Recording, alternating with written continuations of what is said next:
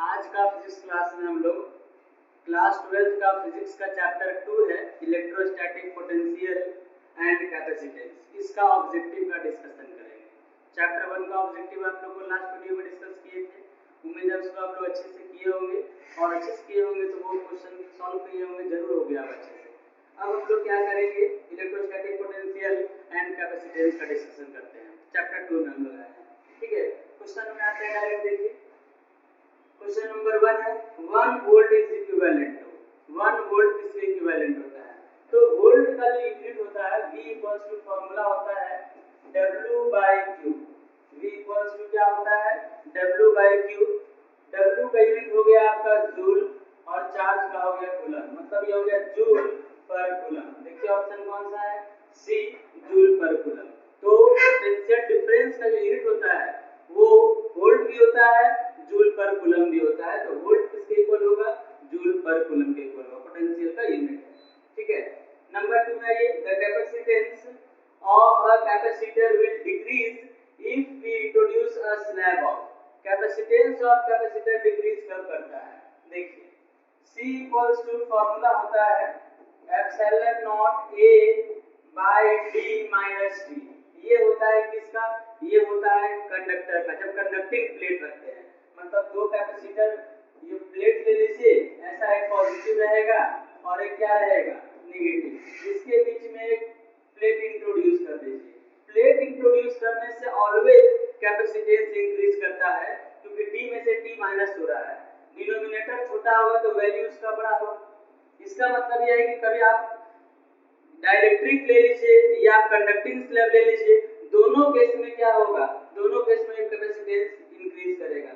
But यहाँ पे बोल रहा है capacitor will decrease, capacitance of the capacitor will decrease, तो डिक्रीज नहीं करेगा।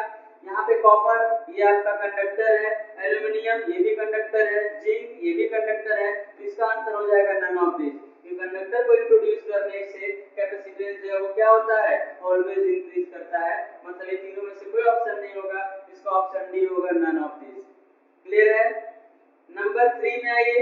नंबर 3 है if a positive charge is moved from low to high potential. Low potential से हाई पोटेंशियल अगर मूव करते हैं तो इलेक्ट्रिक पोटेंशियल एनर्जी क्या होगा वो देखिए, ठीक है। लो पोटेंशियल से मूव करना हाई पोटेंशियल में ऐसा होगा। मान लेते हैं यहाँ पर ले लीजिए, यहाँ का पोटेंशियल लो है, सपोज दैट 5 वोल्ट है, यहाँ का पोटेंशियल हाई है, सपोज दैट 10 वोल्ट है, 10 वोल्ट। अगर आप कोई भी चार्ज को अगर आप यहाँ से ले जाएंगे इस पोटेंशियल से इस पोटेंशियल में, W इक्वल्स टू क्या होता है Q VB minus VA, VB minus VA। Charge कुछ भी रहेगा, बड़ा में से छोटा को माइनस करिएगा तो पॉजिटिव आएगा, कभी नेगेटिव नहीं होता है। और जो वर्क डन आएगा उसी को पोटेंशियल एनर्जी स्टोर बोलते हैं।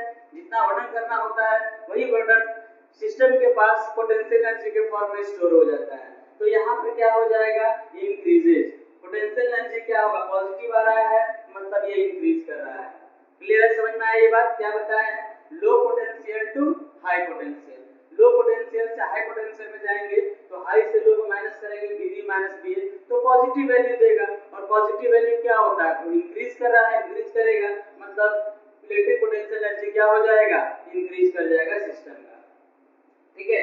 नेक्स्ट में आइए, यहाँ ये क्लियर है। नेक्स्ट में आइए, an electron initially at rest. Electron जो है वो किस पे है, रेस्ट में है। Is accelerated through a potential difference of 1 volt. 1 volt potential से इसको एक्सेलरेट किया जा रहा है, मतलब इलेक्ट्रॉन को 1 वोल्ट पोटेंशियल दे रहे हैं। The energy gained by electron is, यहाँ पर मैग्नीट्यूड का से बात कर रहे हैं, है ना। इसमें आपका चार्ज एक इलेक्ट्रॉन है, वैल्यू होता है magnitude 1.6 10 to the power minus 19 coulomb. ये हो गया। उसके बाद आप पोटेंशियल इसको दे रहे हैं कितना, 1 वोल्ट। पोटेंशियल कितना दे रहे हैं, 1 volt. W equals to formula आप लोग पढ़े हैं Q into V। वर्ड जो फार्मूला पढ़े वो क्या हो, Q into V। तो Q कितना है आपका 1.6 into 10 to the power minus 19 और वोल्ट है 1, तो ये हो जाएगा आपका 1.6 into 10 to the power minus 19 joule. इतना वर्क डन होगा, ठीक है। तो क्या हो जाएगा 1.6 into 10 to the power minus 19 joule. इतना एनर्जी गेन करेगा इलेक्ट्रॉन। जो वर्क डन होता है वही एनर्जी के फॉर्म में इलेक्ट्रॉन जो है वो गेन करेगा। तो यहाँ से हो गया 1.6 10 to the power minus 19 joule. इसको 1 इलेक्ट्रॉन में वोल्ट, 1 इलेक्ट्रॉन वोल्ट बोला जाता है। 1 electron volt equals to 1.6 10 to the power minus 19 joule. मतलब किसी इलेक्ट्रॉन को अगर आप 1 वोल्ट पोटेंशियल देते हैं तो इलेक्ट्रॉन जितना एनर्जी गेन करता है उस एनर्जी को बोलते हैं 1 इलेक्ट्रॉन वोल्ट। ये भी एक इंपॉर्टेंट क्वेश्चन है, ये भी कभी-कभी पूछता है 1 इलेक्ट्रॉन वोल्ट इक्वल्स टू, तो ये 1.6 10 to the power minus 19 joule. Clear है? ये फार्मूला अगर आप लोगों को पता होगा आराम से आप सॉल्व कर लेंगे। समझ गए?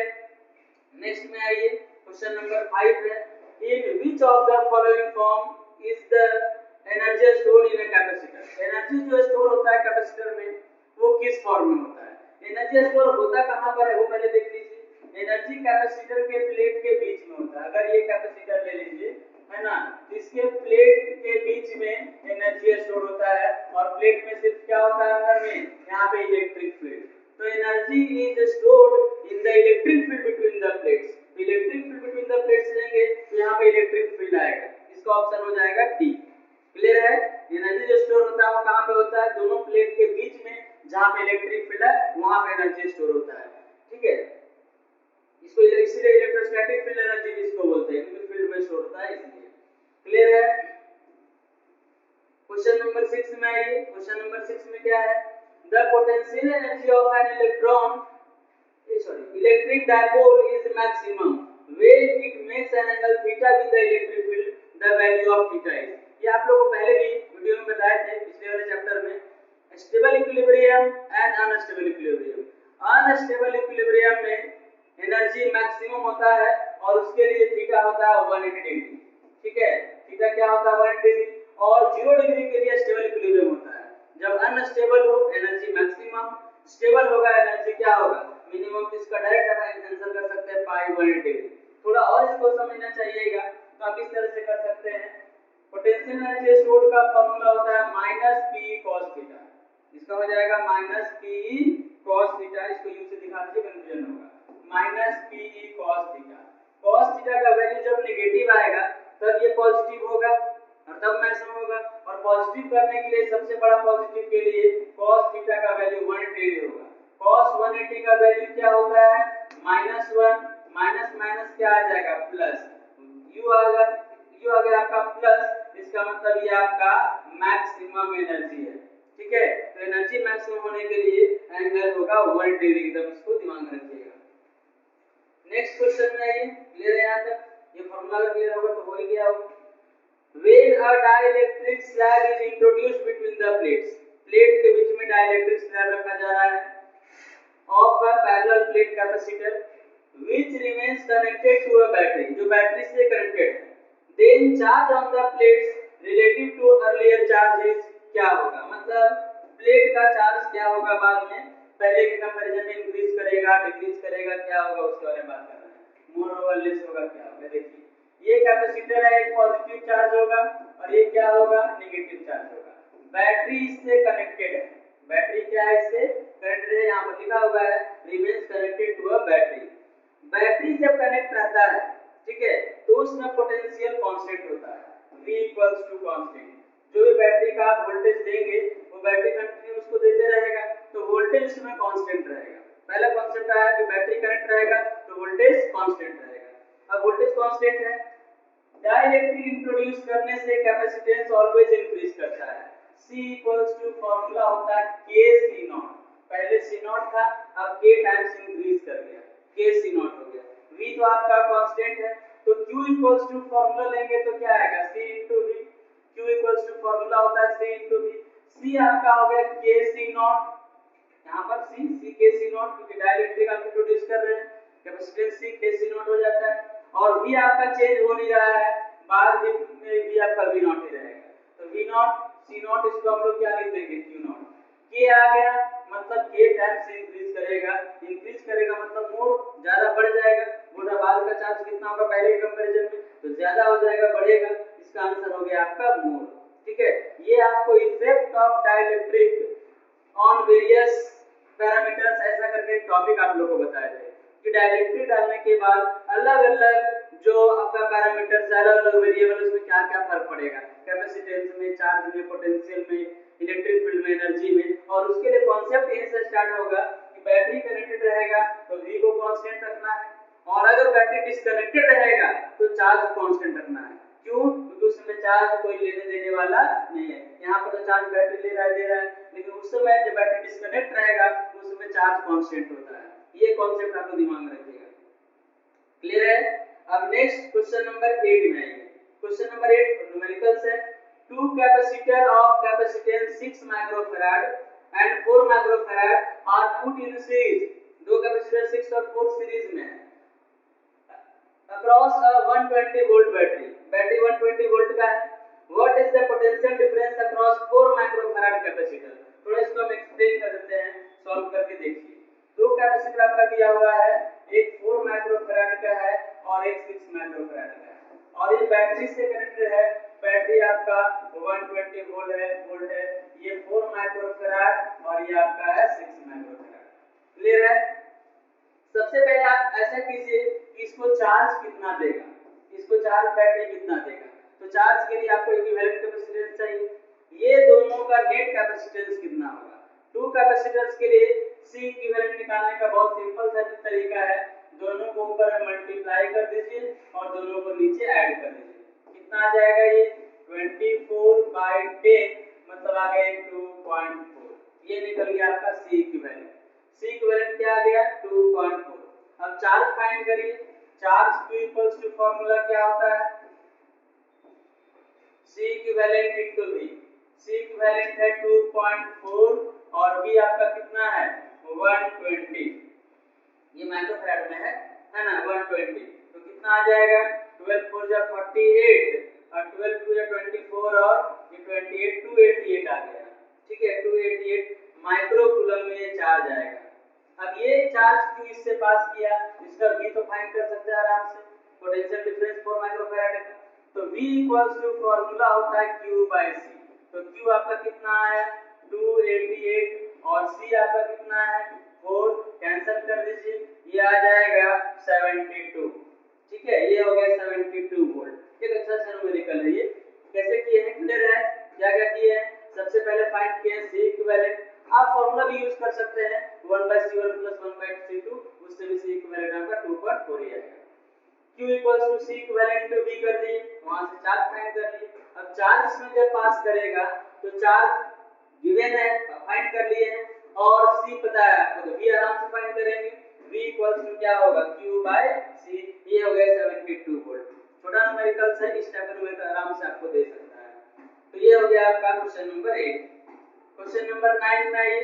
क्वेश्चन नंबर 9 में क्या है? Two capacitor of 3 microfarad and 6 microfarad connected in series with a battery of potential 12 volt. The potential difference across 3 microfarad and 6 microfarad capacitor respectively will be same. जैसे इसको सॉल्व किए हैं, आप C इक्विवेलेंट निकालेंगे, Q charge निकालेंगे, उसके बाद इसका potential V equals to Q/C, इसका potential V equals to Q/C, आपका आ जाएगा 8 वोल्ट और 4 वोल्ट। आराम से थोड़ा सा जो कॉन्सेप्ट लगेगा तो डायरेक्ट आंसर कर सकते हैं, लेकिन आप इसको कर लीजिएगा, सेम इसी तरह सॉल्व कीजिएगा, आराम से आएगा 8 वोल्ट 3 माइक्रोफैराड का और 6 वोल्ट 4 वोल्ट आ जाएगा 6 माइक्रोफैराड का। इसी तरह से सेम करना है। C इक्विवेलेंट Q फिर V, दोनों का V1 V2 फाइंड कर लीजिएगा। सेम टाइप का क्वेश्चन है, न्यूमेरिकल सेम है। Question number 10, a capacitor is connected across a battery and the plate separation of capacitor is increased without removing the battery। Battery को remove नहीं कर रहे हैं और कैपेसिटर के प्लेट को इंक्रीज कर दे रहे हैं। The capacitance will increase, charge store will increase। क्या होगा ये हम लोग को फाइंड करना है। देखिए, बैटरी को कनेक्ट रखना है, बैटरी को कनेक्ट रखना है, बैटरी इस तरह से है, ये बैटरी को कनेक्ट रखना है। इसका मतलब ये है कि V कांस्टेंट रहेगा। V क्या रहेगा? Constant. C equals to formula होता है एप्सिलॉन नॉट A/D। कैपेसिटेंस का फार्मूला होता है एप्सिलॉन नॉट A/D। क्यों? क्योंकि सेपरेशन को इंक्रीज कर रहा है। D को अगर बढ़ाइएगा, D को अगर कितना भी टाइम्स कर दीजिए, D को अगर इंक्रीज करेंगे तो C डिक्रीज कर जाएगा। सपोज दैट D को आप कर दिए 2D, D को क्या कर दिए? 2D, तो आपका कैपेसिटेंस जो है वो क्या हो गया? D को सॉरी घट जाएगा, कैपेसिटेंस C/2 हो गया, कैपेसिटेंस डिक्रीज कर गया। सेपरेशन को बढ़ाए, कैपेसिटेंस क्या हो गया? डिक्रीज कर गया, क्योंकि डिनोमिनेटर बढ़ेगा तो ये घटेगा। Capacitance decrease charge store will increase, वो भी नहीं होगा क्योंकि Q इक्वल्स टू CV होता है, C घट रहा है तो चार्ज भी घटेगा। एनर्जी स्टोर के बारे में बात करते हैं। एनर्जी स्टोर का फॉर्मूला होता है U equals to half CV²। C decrease कर रहा है तो ये भी क्या होगा, डिक्रीज। एक ही ऑप्शन दिया है डिक्रीज में, एनर्जी स्टोर, तो ये हो जाएगा डिक्रीज। कैपेसिटेंस डिक्रीज करेगा, एनर्जी भी क्या होगा, decrease. U equals to half CV²। V तो आपका कांस्टेंट है, बैटरी कनेक्ट है, तो यहाँ से C डिक्रीज करेगा तो U भी आपका क्या होगा, डिक्रीज करेगा। ऑप्शन में energy store will decrease. Clear हो रहा है, समझ रहे हैं आप लोग? ठीक है, कल कैसे है वो क्लियर है। आप क्वेश्चन लीजिए, पहले उसके बाद सोचिए, आराम से कर रहे हैं कौन इंक्रीज कर रहा है कौन डिक्रीज कर रहा है, उसका क्या फार्मूला है। तो यहाँ देख रहे हैं इंक्रीज डिक्रीज करने वाला एक ही ऑप्शन दिया हुआ है, सिर्फ एनर्जी, बाकी सब तो इंक्रीज ही लिखा हुआ है। और कैपेसिटेंस डिक्रीज कर रहा है और पोटेंशियल डिफरेंस है कांस्टेंट है, तो इंक्रीज तो करेगा नहीं, है ना, डिक्रीज ही करेगा। ये एक बहुत अच्छा क्वेश्चन है, क्वेश्चन नंबर 27 बोल सकते हैं इस पेपर का सबसे अच्छा क्वेश्चन जो है ये यही है। क्वेश्चन नंबर 27 क्या है वो समझिए, पूरे हम सॉल्व कर देते हैं। 27 drops of mercury are charge simultaneously, ठीक है, 27 ड्रॉप्स ले रहे हैं मरकरी का, उसको चार्ज कर रहे हैं। सेम पोटेंशियल ऑफ 10 वोल्ट, सबका पोटेंशियल 10 वोल्ट है। What will be the potential if all charge drops are made to combine to form a large drop. मतलब 27 स्मॉल ड्रॉप्स जो है वो मिल करके एक लार्ज ड्रॉप बनाएगा, तब उसका पोटेंशियल क्या होगा, ये हम लोग को फाइंड करना है।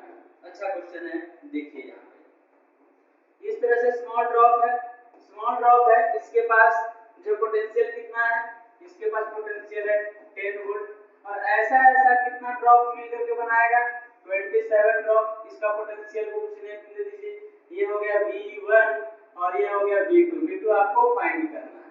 इसका चार्ज अगर Q होगा तो इसका चार्ज कितना हो जाएगा, 27 Q हो जाएगा। इसका capacitance C equals to formula होता है स्फेरिकल का 4 pi epsilon not R, R1 होगा।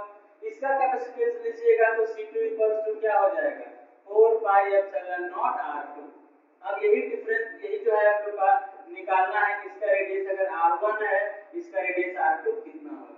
रेडियस का रिलेशन आज निकल जाएगा तो कैपेसिटेंस आप आराम से निकाल लेंगे। रेडियस का रिलेशन फाइंड करते हैं, जो दिया हुआ था क्लियर है क्या की। अब देखिए वॉल्यूम जो होगा बिगर ड्रॉप का जो वॉल्यूम होगा V2, ये 27 into volume of smaller drop.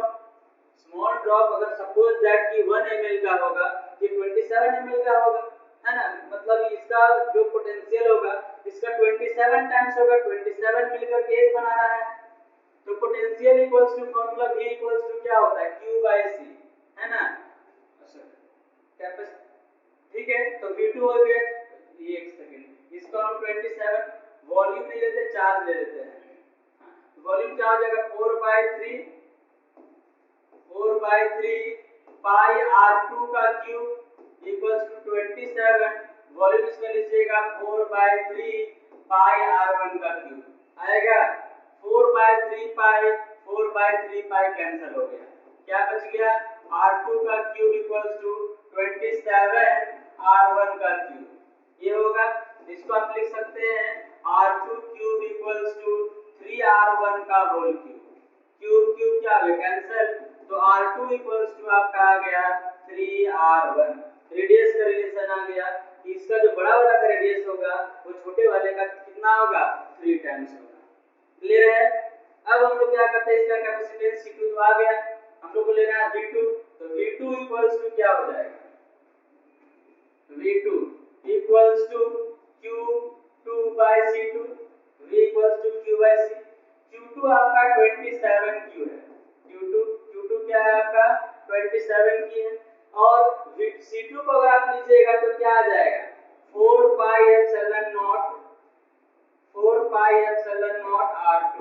R2 का वैल्यू क्या आया, 3R1, तो 27Q by 4 pi epsilon not into 3R1, 3R1 हो गया, ये हो गया 27Q by 4 pi epsilon not R1 into 3 कर दीजिए, अलग से कर दीजिए, तो ये 3 से कैंसिल करिएगा तो 9 आ जाएगा, 9, और ये हो गया Q 4 pi epsilon not R को बोलेंगे C1, तो Q/7, C1 को आप क्या बोलिएगा V1, Q by C1 क्या आ गया, V1 मतलब 9V1 आ गया।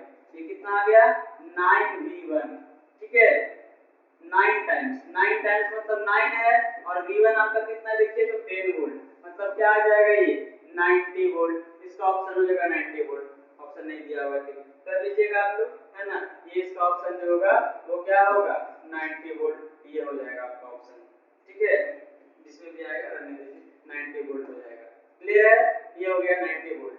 कैसे आया समझ में आया, क्या किए, दोनों को कंपेयर कर रहे हैं पहले, ये V1 है, ये V2 है, ये C1 है, ये C2 है, बस रेडियस का रिलेशन फाइंड कर लेना है। रेडियस का रिलेशन फाइंड करना है कि इसका जो रेडियस होगा C2 वो इसके रेडियस का 3 टाइम्स होगा। 3 टाइम्स निकल गया, मतलब C2 आप यहाँ भी अगर फाइंड करना चाहेंगे तो यहाँ भी कर देंगे। C2 equals to 4 pi epsilon naught R2। R2 को क्या पुट करिएगा 4 पाई एप्सिलॉन 3R1, 3 टाइम्स लीजिएगा बाहर 4 पाई एप्सिलॉन नॉट R1, देखिए आ गया 3C1। क्या आ गया ये 3C1, मतलब C2 जो है वो 3C1 है। आप ऐसे भी कर सकते हैं यहाँ पर, तो इतना कैलकुलेशन यहाँ से बचना है तो बचिए इसको, है ना, तो और देख लीजिए इसी कर दे रहे हैं। C2 इक्वल्स टू क्या आ गया 3C1, कैंसिल करिएगा 9 आ जाएगा, 9 Q by C1, Q by C1 को क्या बोलेंगे V1, V1 आपका दिया हुआ है 10 वोल्ट, कितना आ जाएगा ये 90 वोल्ट, ये हो गया 90 वोल्ट, वैसे भी लेंगे तो 90 वोल्ट आएगा। क्लियर है, सबसे अच्छा क्वेश्चन बोल सकते हैं, ये बहुत बढ़िया क्वेश्चन है, एक बार इसको अपने से आप लोग ट्राई करिएगा, हम जो समझाया है उसी बात को लेकर के चलिएगा, इसको एक बार से देख लीजिएगा, खुद से ट्राई करिएगा, खुद से ट्राई करेंगे अपने से बन जाएगा, पूरा दिमाग में बैठ जाएगा कि ये क्या करना है, इसमें क्या होगा। आगे का क्वेश्चन भी लेते हैं क्वेश्चन नंबर 12। क्वेश्चन नंबर 12 क्या है, the electric potential of the earth is taken at, earth का पोटेंशियल 0 होता है, अर्थ का पोटेंशियल क्या लेना है 0, है ना, याद रखिएगा electric potential of the earth is 0।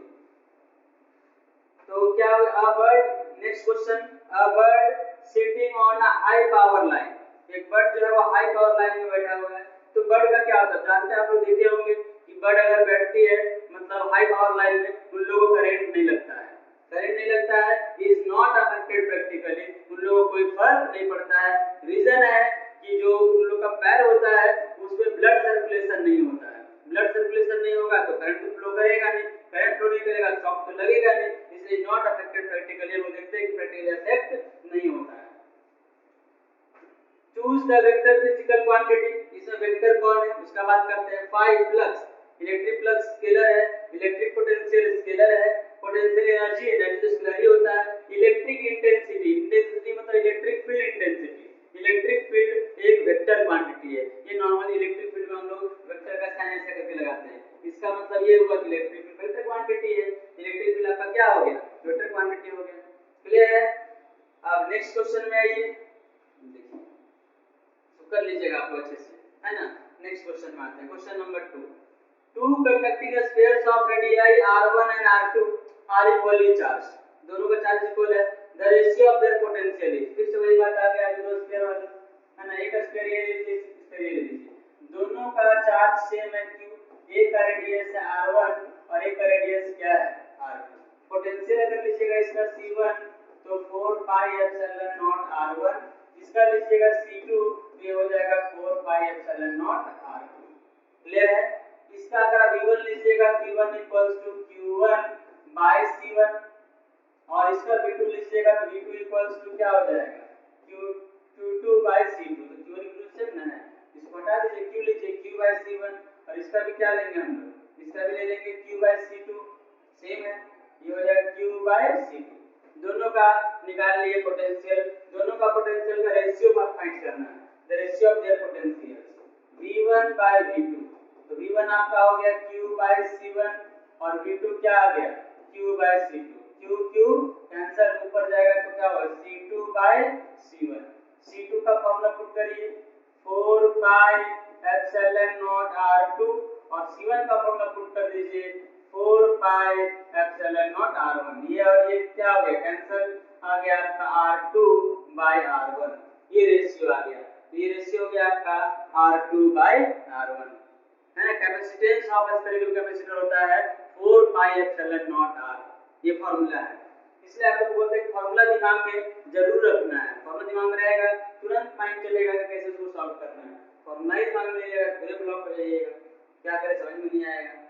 Which of the following statement is false or a perfect conductor? False for a perfect conductor. Perfect conductor के लिए कौन सा स्टेटमेंट जो है वो फॉल्स है ये बताना है। The surface of the conductor is an equipotensial surface, ये सही है। कंडक्टर का सरफेस जो इक्विपोटेंशियल होता है हर जगह पोटेंशियल सेम होता है, वो लास्ट चैप्टर में भी आप लोगों को बताया है। The electric field just outside the sphere of a conductor is perpendicular to the surface, ये तो इलेक्ट्रिक फील्ड का प्रॉपर्टी है कि कोई भी कंडक्टर अगर आप लेते हैं उसका कहीं भी किसी पॉइंट पे लीजिएगा इलेक्ट्रिक फील्ड हमेशा क्या होता है, परपेंडिकुलर होता है, ये भी सही है। The charge carried by a conductor is always uniformly distributed over the surface, ये भी सही कंडक्टर के लिए। कंडक्टर को आप कितना भी चार्ज देंगे किसी एक पॉइंट पे देंगे तो पूरे सरफेस में यूनिफॉर्मली डिस्ट्रीब्यूट हो जाएगा, ठीक है, पूरे सरफेस में चला जाएगा। जो कंडक्टर है चार्ज एक पॉइंट से दूसरे पॉइंट में चला जाएगा। इंसुलेटर रहता तो चार्ज भी आता जहां देते वहीं पे रहता, कंडक्टर में यूनिफॉर्मली डिस्ट्रीब्यूट हो जाता है, तो ये भी सही है। तो इसका होगा आंसर नन ऑफ दिस, इसमें कोई भी स्टेटमेंट जो है वो फॉल्स नहीं है, सबका सब स्टेटमेंट सही है। नेक्स्ट है ये, क्लियर है यहां तक। नेक्स्ट है ये क्वेश्चन नंबर 4 में, 4 capacitors are connected as shown below in the figure. 4 capacitors दिया हुआ है C1 and 2 C2 3 4, ये 5 ये गिवन है। Equivalent capacitance between A and B, चलिए A एंड B के बीच का इक्विवेलेंट कैपेसिटेंस फाइंड करना है। इक्विवेलेंट कैपेसिटेंस के लिए क्या होगा देखिए, ये A ले लीजिए, ये आपका C1 2 माइक्रोफैराड का है और ये तीनों ले लीजिए C2 C3 और C4, ये भी दिया हुआ है। कितना कितना है 3 4 और ये 5 का पॉइंट A और यहाँ पे B है। अब क्या होगा ये समझिए, ये A पॉइंट और B पॉइंट के बीच में लेना मतलब A से B जाना है, A से B जाएंगे इधर से तो सिंगल कैपेसिटर, A से B जाएंगे इधर से, यहाँ 3 कैपेसिटर्स आ रहा है, इसका मतलब ये तीनों कैपेसिटर किसमें होगा, सीरीज में, तीनों कैपेसिटर सीरीज में होगा। तो ये 2 हो गया, 2 तो रहेगा ही रहेगा, तीनों को सीरीज करके एक कैपेसिटर बना दीजिए, कुछ नेम दे दीजिए, नेम देते हैं इसका नेम C1, ये तीनों को सीरीज कर रहे हैं और तीनों को एक कैपेसिटर बना दे रहे हैं C1। अब ये दोनों किस में आ गया, पैरेलल, पैरेलल आ गया, दोनों को सिंपली ऐड करते हैं पैरेलल। C1 फाइंड करिए, तीनों के लिए C1 फाइंड करिए, 1/C1 equals to 1/3 plus 1/4 plus 1/5, ये होगा आपका 1/C1, 1/C1 एलसीएम लीजिएगा कितना आ जाएगा 60, तो ये हो जाएगा 20, ये होगा 50 और ये 12 होगा, मतलब 1/C1 इक्वल्स टू कितना हो जाएगा 57, 47 ना, 20 47/60, उल्टा कर दीजिएगा तो C1 इक्वल्स टू आ जाएगा 60/47, ये निकल गया C1, ये हो गया आपका 60/47। क्लियर है, आप भी कर सकते हैं आराम से, है ना। ये 2 और ये 2 ये दोनों सीरीज में है, ये 2 है सॉरी पैरेलल में है, ये दोनों पैरेलल में है। पैरेलल में C इक्विवेलेंट क्या होता है, सिंपली ऐड करते हैं, तो C इक्विवेलेंट इक्वल्स टू क्या आ जाएगा 2 प्लस 60/47, है ना। एलसीएम लीजिएगा क्या आ जाएगा, 60 को 47 से डिवाइड कर दीजिए, कितना आ जाएगा 1 पॉइंट समथिंग, सबसे बेस्ट ऑप्शन रहेगा। तो 2 प्लस 60 को 47 से डिवाइड करिए, 47 में 47 बचेगा 130, 0.3 आ जाएगा, मतलब 3.3 के आसपास का ऑप्शन है, देखिए 3.3 3.27, इसी को 3.3 बोलेंगे, ऑप्शन डी हो गया। क्या केस में क्लियर है, सीरीज पैरेलल क्वेश्चन को ध्यान से देखिएगा, ये एक कैपेसिटर है उसके साथ ये 3 सीरीज में है, तीनों को सीरीज किए, ये दोनों किसमें आ गया, पैरेलल में आ गया। क्लियर है ना, सीरीज पैरेलल का बहुत सारे क्वेश्चन में आप लोगों को करवाए थे, तो ये हो गया आपका इसका आंसर 3.27 यहाँ तक है। चलिए क्वेश्चन नंबर 18 में आते हैं, थोड़ा अच्छे से क्वेश्चन है इसमें और क्वेश्चन का डिस्कशन में टाइम लग रहा है क्योंकि क्वेश्चन ठीक ठाक है, ध्यान से देखिए थोड़ा, है ना, टाइम लगेगा ही। In a charge capacitor the energy resides, अभी बताया कि चार्ज कैपेसिटर में एनर्जी कहाँ रहता है, दोनों प्लेट के बीच में जो इलेक्ट्रिक फील्ड होता है वहां पे एनर्जी स्टोर होता है। In the field between the plates, field में चार्ज का जो एनर्जी होगा वो स्टोर होगा, तो कैपेसिटर लीजिएगा अंदर में जो इलेक्ट्रिक फील्ड होगा एनर्जी वहीं पे स्टोर होता है। The electric potential inside a conducting sphere, sphere के अंदर इलेक्ट्रिक पोटेंशियल क्या होता है, remains constant from the centre to the surface, potential throughout the conductor is constant. अगर आप एक कंडक्टर लेते हैं, इसका हर एक पॉइंट पे पोटेंशियल क्या होता है, कांस्टेंट होता है। रीजन क्या है, रीजन है कि इलेक्ट्रिक फील्ड जीरो होता है, तो पोटेंशियल क्या होगा, कांस्टेंट रहेगा। तो remains constant from the centre to the surface, पूरा का पूरा कांस्टेंट होता है। The electrostatic potential energy of a charge of 5 coulomb at a point in the electrostatic field is 50 joule. The potential at the point is, बहुत simple सा formula इसमें use होगा, V equals to W by Q। V equals to क्या होगा, W by Q। W आपका कितना है, 50 joule, 50 joule है, और चार्ज क्या है 5, तो कितना आ गया 10 वोल्ट। इसका अच्छा सॉरी गलती कर रहे हैं, 20 वोल्ट कैंसिल करेंगे तो यहाँ पे 20 वोल्ट ऑप्शन है इसका।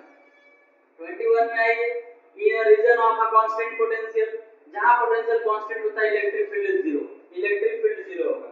कैसे, वो देखिए कैसे जीरो होगा। E इक्वल्स टू फार्मूला पढ़े हम लोग minus dV by dr, minus dV by dr। तो इलेक्ट्रिक फील्ड तो यहाँ पर जीरो होता है ना, इलेक्ट्रिक पोटेंशियल, पोटेंशियल कांस्टेंट है, V क्या है यहाँ पर, कांस्टेंट, मान लीजिए कि K है, d by dr और k है। कोई भी कांस्टेंट का पोटेंशियल जो होगा वो, अगर आप कोई भी कांस्टेंट लेते हैं उसका डिफरेंशिएशन जो होगा वो जीरो होता है। तो पोटेंशियल कांस्टेंट है, उसका डिफरेंशिएशन करेंगे तो जीरो आएगा। ये कांस्टेंट का डिफरेंशिएशन जीरो होता है, यहाँ जीरो आएगा, मतलब इलेक्ट्रिक फील्ड क्या आ गया, जीरो। तो जहां भी पोटेंशियल कांस्टेंट होगा वहां पे इलेक्ट्रिक फील्ड जीरो होगा, इलेक्ट्रिक फील्ड जीरो हो गया। बाकी ऑप्शन तो होगा नहीं।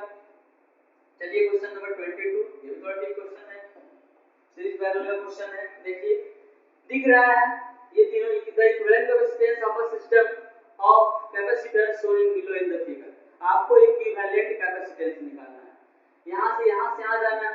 ये दोनों देखिए सीरीज, ये दोनों सीरीज, फिर तीनों किस में आ जाएगा, पैरेलल। ये दोनों को अगर आप सीरीज करिएगा तो C और C का सीरीज लीजिएगा तो C/2 हो जाएगा, 2 से डिवाइड, ये तो आपका C है, और ये दोनों को भी सीरीज करिएगा तो C और C मिलके क्या हो जाएगा, C/2। ठीक है, अब ये तीनों देखिए किस में आया, ये तीनों आ गया पैरेलल, और पैरेलल में सिंपल एडिशन होता है, तो तीनों को अगर आप ऐड करिएगा तो क्या आ जाएगा, C/2 plus C/2 plus C, add करिएगा आ जाएगा 2C। तो इसका ऑप्शन हो गया 2C। सिंपली क्वेश्चन है, ये दोनों सीरीज, ये दोनों सीरीज, ये तीनों पैरेलल। नेक्स्ट क्वेश्चन में आइए, two identical conducting plates of plate area A, plate area A है, are separated by a distance d, capacitor के बारे में बता रहा है। Form a parallel plate air capacitor, air capacitor बन गया, दो प्लेट लीजिएगा और दोनों के बीच में एयर रहेगा तो वो पैरेलल प्लेट कैपेसिटर कहलाता है ना, air capacitor. Now a metal of sheet of thickness d/2, पहले से यहां पर था d, पहले इसका क्या है d, बोला एक मेटल है जिसका थिकनेस कितना है, ये थिकनेस है d/2, ये थिकनेस आपका है d/2, is inserted between the plates, plates में इंसर्ट कर दिया गया। Plates of the capacitor, the ratio of capacitance before the insertion of the plate and after the insertion of the plate, पहले का capacitance और बाद का कैपेसिटेंस का रेशियो फाइंड करना है। तो पहले कैपेसिटेंस को C0 लिख देते हैं, तो C0 क्या हो जाएगा, एप्सिलॉन नॉट A/d। बाद का कैपेसिटेंस का फार्मूला होता है epsilon naught A/d minus t, ये फार्मूला है ना, ये फार्मूला है आपका किसका, जब दो प्लेट के बीच में एक कंडक्टिंग प्लेट रहेगा, कंडक्टिंग प्लेट बोल रहा है ना, कंडक्टिंग प्लेट, मेटल शीट मतलब कंडक्टिंग ही हो, मेटल शीट कंडक्टिंग ही होता है। तो d माइनस t का वैल्यू पुट कर दीजिए d/2, थिकनेस ये होता है t, ये t का थिकनेस होता है, तो ये हो गया epsilon naught a by d में से d/2 घटेगा, d/2 आएगा, ये 2 ऊपर चला जाएगा तो 2 epsilon naught a by d आ गया। अब ये दोनों को डिवाइड कर दीजिए, c और c0 को, c0 बाय c, तो epsilon naught a by d cut जाएगा तो 1/2 बचेगा, c0 और c को डिवाइड करिएगा तो 1/2 आ जाएगा, मतलब इसका ऑप्शन होगा 1:2। एक और ऑप्शन दे दिया 1:2, चेंज करना चाहिए, चलिए रख दीजिए 1:2, ये भी है 1:2, ये भी है 1:2 आंसर होगा। क्या केस समझ में आया, पहले का कैपेसिटेंस और बाद का कैपेसिटेंस निकाल लिए और दोनों को C0 और C को डिवाइड कर दिए, ये पूरा कट जाएगा, बचेगा क्या, 1/2। ऑब्जेक्टिव है, इतना करने की जरूरत नहीं, काट के 1/2 लिखिए, 1:2 आएगा। दिखा बना के दिखाना तो है नहीं, आपको समझने के लिए आप जितना शॉर्ट कर सकते हैं आप उतना शॉर्ट कर लीजिए। यहाँ भी इसको डायरेक्ट C लिख करके डिवाइड कर दीजिएगा तो भी आ जाएगा 1/2। तो जो आपको जितना आसान लगेगा उतना आसान करिएगा, ऑब्जेक्टिव में तो सॉल्व करने की जरूरत भी नहीं है, जितना रहेगा जरूर उतना सॉल्व करेंगे हम लोग।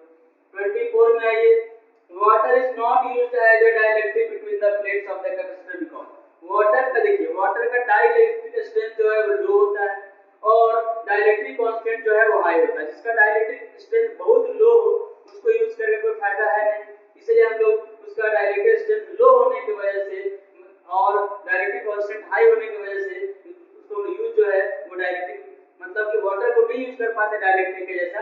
आपको कैपेसिटर बनाना है, उसको बीच में वाटर डाल दीजिएगा, कैपेसिटर ही काम करना बंद कर देगा क्योंकि उसका डाइलेक्ट्रिक स्ट्रेंथ बहुत ज्यादा लो है ना, तो हम वाटर यूज नहीं करते हैं। तो both P and C dielectric strength is very low, dielectric constant is very high.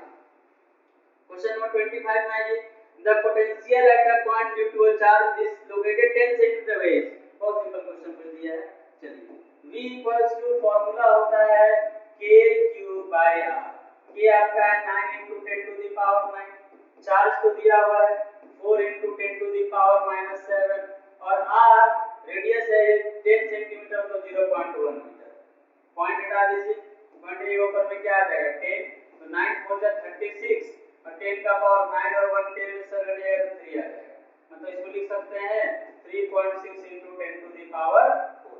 Potential का फॉर्मूला ही होता है डायरेक्ट V K/R, आप लोग पढ़े होंगे है ना, फॉर्मूला याद रहेगा तुरंत बन जाएगा। क्लियर है यहां तक? चलिए 4 क्वेश्चन और देख लेते हैं। पैरेलल प्लेट एयर कैपेसिटर, ये तो हो गया था। Parallel plate air capacitor charge to a potential difference of V, एक कैपेसिटर को V तक चार्ज किया जा रहा है।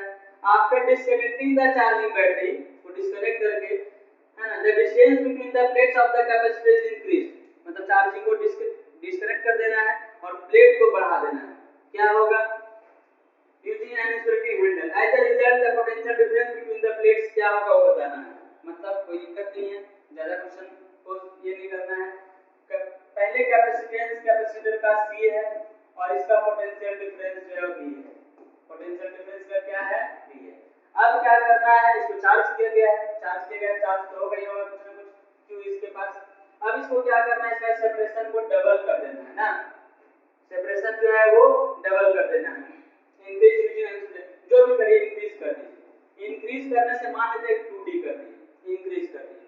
अगर सेपरेशन इंक्रीज कीजिएगा तो कैपेसिटेंस घट जाएगा। कैसे, C फॉर्मूला होता है ε0A/d। अब D को आप 2D कर दिए तो कैपेसिटेंस जो आपका आया पहले से हाफ हो गया, C/2 हो गया, कैपेसिटेंस घट गया। तो बोल रहा है इसका पोटेंशियल डिफरेंस क्या होगा ये बताइए। पहले पोटेंशियल V क्या था, Q/C।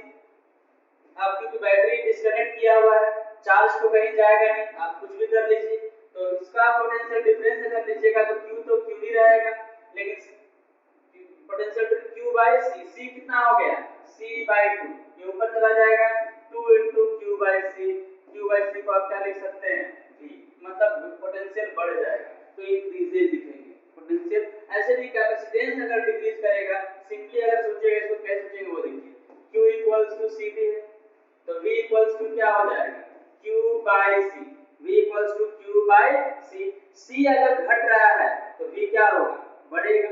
ये पूरा सॉल्व करके एग्जांपल लेके एक्सप्लेन कर दिया आपको। आप डायरेक्टली कर सकते हैं कि Q = CV तो V = क्या हो गया, Q/C। सेपरेशन बढ़ाने से C घट गया, C घटेगा तो V का वैल्यू क्या होगा, बढ़ जाएगा, तो पोटेंशियल इंक्रीज डायरेक्ट लिख सकते हैं। कैसे हुआ ये यहां पे मैं एक्सप्लेन कर दिया। नेक्स्ट क्वेश्चन नंबर 27 में आइए, two spherical conductors each of capacity C are charged to a potential V and -V. These are then connected by a means of find by the loss of energy. यहाँ भी formula है, loss of energy का formula होता है U = loss of energy का formula है half C1 × C2 by C1 + C2 V1 - V2 का whole square. ये लॉस ऑफ एनर्जी का फॉर्मूला है। आपका C1 C2 दोनों C है तो C और C हो जाएगा, C + C होगा। V1 V है और V2 को बोल रहा है -V है, V2 क्या है माइनस बी, तो माइनस माइनस क्या हो जाएगा प्लस बी, तो 1/2 C square by 2c, B square है ना, 2b का स्क्वायर करेगा तो 4b स्क्वायर आएगा, 2 2 से 4 कैंसल, c से c कैंसल, तो बचा क्या cv स्क्वायर। ये फॉर्मूला में आप पुट कर दीजिएगा, डायरेक्ट आ जाएगा cv स्क्वायर, ये इसका आंसर हो गया। ठीक क्वेश्चन है, इसमें जो दिए हैं क्वेश्चन ऑब्जेक्टिव का थोड़ा अच्छा ही क्वेश्चन दिए हैं, अच्छा ही क्वेश्चन है। नेक्स्ट देख लीजिए, a hollow metal sphere of radius 5 cm is charged such that the potential on its surface is 10 volt। Clear है, एक मेटल स्फीयर है, उसको ऐसा चार्ज किया जा रहा है कि इसका सरफेस पे पोटेंशियल जो है वो कितना है 10 वोल्ट, रेडियस आपका 5 सेंटीमीटर है। यहां तक समझ लीजिए। The potential at a distance of 2 centimetre from centre उसके रीच, तो बोला 2 सेंटीमीटर के डिस्टेंस में अगर आप लीजिएगा तब पोटेंशियल कितना होगा, है ना। एक चीज कॉन्सेप्ट को तुम्हारा रिपीट कर रहा है कि चार्ज कंडक्टर जो होता है कंडक्टर, उसके अंदर पूरा पोटेंशियल हर जगह सेम होता है, कहीं भी ले लीजिए अगर, और कितना होता है पोटेंशियल एट इट्स सरफेस, जितना सरफेस पे होगा, सरफेस पे 10 है तो अंदर में 2 सेंटीमीटर 3 सेंटीमीटर 4 कहीं भी लीजिएगा तो पोटेंशियल आपका क्या रहेगा 10 वोल्ट ही रहेगा, है ना। पोटेंशियल थ्रू आउट कांस्टेंट रहता है, इसका आंसर होगा 10 वोल्ट। 29 में ये in parallel plate capacitor the capacity increases if, capacitance बढ़ेगा कब, C इक्वल्स टू फार्मूला होता है epsilon naught A by D। Capacitance increase कब करेगा वो देखिए, area of the plate is decrease, area घटाइएगा C घट जाएगा, distance between the plates increases, D को बढ़ाइएगा तो फिर C डिक्रीज कर जाएगा, area of the plate is increased, area को बढ़ाइएगा डबल कीजिएगा डबल हो जाएगा, ट्रिपल कीजिएगा ट्रिपल हो जाएगा, तो ये हो जाएगा area of the plate is increase. Dielectric constantly decreases, decrease करने से होता नहीं है, area of the plate is increase, area increase करेंगे कैपेसिटेंस इंक्रीज हो जाएगा। नेक्स्ट है in a parallel plate capacitor which is connected to a battery, parallel plate capacitor है और बैटरी से कनेक्टेड है, we fill dielectrics in whole space between the plates, then which of the following will increase. देखिए अगर आप dielectric डालते हैं तो C इंक्रीज करेगा, C इंक्रीज करेगा ही करेगा, तो C हो जाता है KC0, कैपेसिटेंस इंक्रीज किया, कैपेसिटेंस अगर इंक्रीज करेगा तो Q इक्वल्स टू CV, तो KC0 अगर होगा तो चार्ज भी आपका क्या होगा K टाइम्स इंक्रीज कर जाएगा, मतलब Q भी इंक्रीज करेगा और C भी इंक्रीज करेगा, बाकी जितना जो ऑप्शन है वो सब इंक्रीज करने वाला नहीं है। ठीक है, तो ये आपका हो गया इसका option D, Q and C, charge और C इंक्रीज करेगा। Q और V क्यों नहीं करेगा, बैटरी कनेक्टेड है तो V तो कांस्टेंट होता है इंक्रीज नहीं करेगा, यहाँ भी V है V इंक्रीज नहीं करेगा, यहाँ E और C है, एनर्जी का अगर बात करते हैं तो E इक्वल्स टू होता है आपका क्या E इलेक्ट्रिक फील्ड है, इलेक्ट्रिक फील्ड सॉरी एनर्जी नहीं, E equals to V by D, तो V अगर कांस्टेंट है इलेक्ट्रिक फील्ड इंक्रीज करेगा नहीं करेगा, क्योंकि बैटरी कनेक्टेड है, और बैटरी कनेक्ट अगर रहता है तो पोटेंशियल डिफरेंस चेंज नहीं होता है, इलेक्ट्रिक फील्ड भी चेंज नहीं होता है, सिर्फ इंक्रीज कौन करेगा Q एंड C। तो ये आपका हुआ है ना, ये आपका 30 क्वेश्चन का डिस्कशन चैप्टर 2 से इलेक्ट्रोस्टैटिक पोटेंशियल एंड कैपेसिटेंस। जितना हम बताए हैं इसको अच्छे से आप लोग वीडियो देखिएगा, देख करके समझ करके अपने से कर लीजिएगा। मोस्ट ऑफ द पोर्शन जो इसमें कवर हो गया है, जो भी आपका स्फेरिकल कैपेसिटर है, पैरेलल प्लेट कैपेसिटर है, इलेक्ट्रिक पोटेंशियल है, पोटेंशियल एनर्जी है, वो सारा पोर्शन इसमें आ गया है, तो सब का सब आ जाएगा, इससे अधिक और एक्स्ट्रा टॉपिक जाएगा नहीं। उसका कोई भी तरह का क्वेश्चन आपको पूछेगा अगर, तो जितना कॉन्सेप्ट अभी तक बताया आपको अगर दिमाग में रखेंगे उसको याद रखेंगे, कोई भी क्वेश्चन आप आराम से सॉल्व कर लेंगे। तो ये हुआ आपका चैप्टर 2 का ऑब्जेक्टिव का डिस्कशन। नेक्स्ट क्लास में नेक्स्ट वीडियो में हम लोग आएंगे चैप्टर 3 करंट इलेक्ट्रिसिटी का डिस्कशन में। आप लोग तब तक अच्छे से पढ़िए और अच्छे